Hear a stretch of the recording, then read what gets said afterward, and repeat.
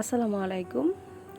আজ আপনাদের সাথে শেয়ার করব পোলাওয়ের খুবই সাধারণ আর খুবই সহজ একটা রেসিপি। যারা পোলাও রান্না করতে পারেন না তারাও এই রেসিপি ফলো করে রান্না করতে পারবেন। আশা করি ভিডিওটা ভালো লাগবে।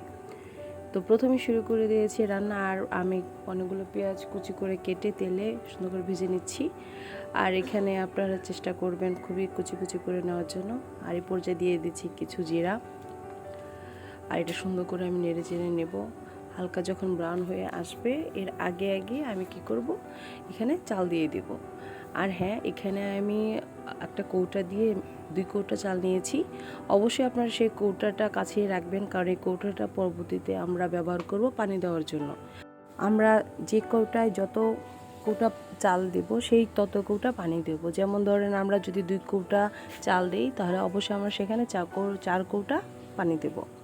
তাহলে হবে কি, আপনাদের পোলাওটা নরম হবে না, খুবই সুন্দর আর ঝরঝরে হবে।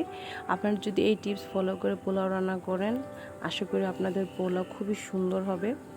তো আমি খুব সুন্দর করে পোলাওগুলো একটু নেড়ে চেড়ে নিচ্ছি, একটু ভেজে নিচ্ছি।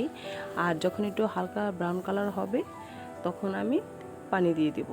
আর হ্যাঁ, পানিটা আমি হালকা কুসুম গরম করে নিয়েছি। তো এরপর যে সুন্দর করে পানি দিয়ে নেড়ে নিচ্ছি। আর এই ফাঁকে বলে দিচ্ছি, আপনারা যারা আমার ভিডিওটা দেখছেন অবশ্যই আমার চ্যানেলটা সাবস্ক্রাইব করবেন। আর নেক্সট কেমন ভিডিও দেখতে চাচ্ছেন সেটাও জানাবেন। আর যদি আমার এই রেসিপিটা ফলো করে থাকেন কিংবা বাসায় তৈরি করে থাকেন, সেটা কেমন হলো অবশ্যই আমার কমেন্ট বক্সে এসে জানাবেন।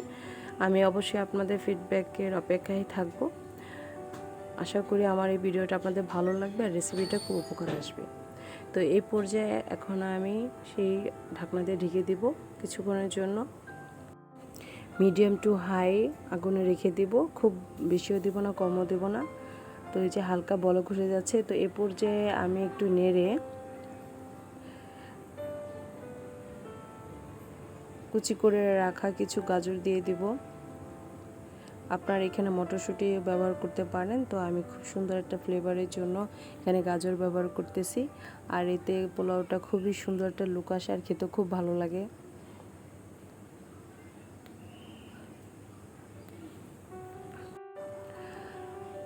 তো এখন দেখুন অলরেডি এখানে বলক উঠে গেছে। আমি এখানে আবার 2-3টা কাঁচামরিচ দিয়ে দিচ্ছি। হ্যাঁ, আরেকটা কথা, এখানে গাজর কাঁচামরিচ পুরোটাই হচ্ছে অপশনাল। আপনারা যদি পছন্দ করেন দিতে পারেন, না হলে এটা স্কিপ করতে পারেন। তো এই পর্যায়ে দেখতে পাচ্ছেন আপনারা অলরেডি পোলাওটা হয়ে গিয়েছে, খুব বেশি নাড়ার প্রয়োজন নেই। আমি এখন এই পোলাওগুলো ঢেকে রেখে দেব। কিছুক্ষণ এভাবে থাকার পর অলরেডি এটা হয়ে যাবে। আর এখন আমি এখানে আগুনটা একদম লো করে দিব, যেন শুধু ভাপেই হয়ে যায়। দেখুন পুরো পোলাওটা কিন্তু এটা তৈরি হয়ে গেছে, ভাতগুলো ঝরঝরে হয়ে গেছে, একটার সাথে একটা লাগছে না। চালগুলো যেমন ছিল তেমনই আছে, আর খুব সুন্দর একটা মিষ্টি সুঘ্রাণ ছড়িয়ে পড়েছে। অবশ্যই আপনারা এটা বাসায় তৈরি করবেন। আশা করি আপনাদের রেসিপিটাও এত সুন্দর হবে, বাসায় যখন তৈরি করবেন সবাই খুব পছন্দ করবে।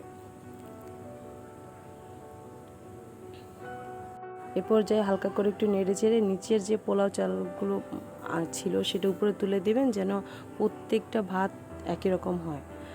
আর হ্যাঁ, এটা হচ্ছে যে পোলাওয়ের ফাইনাল লুক, খুবই সুন্দর ঝরঝরে ছিল ভাতগুলো।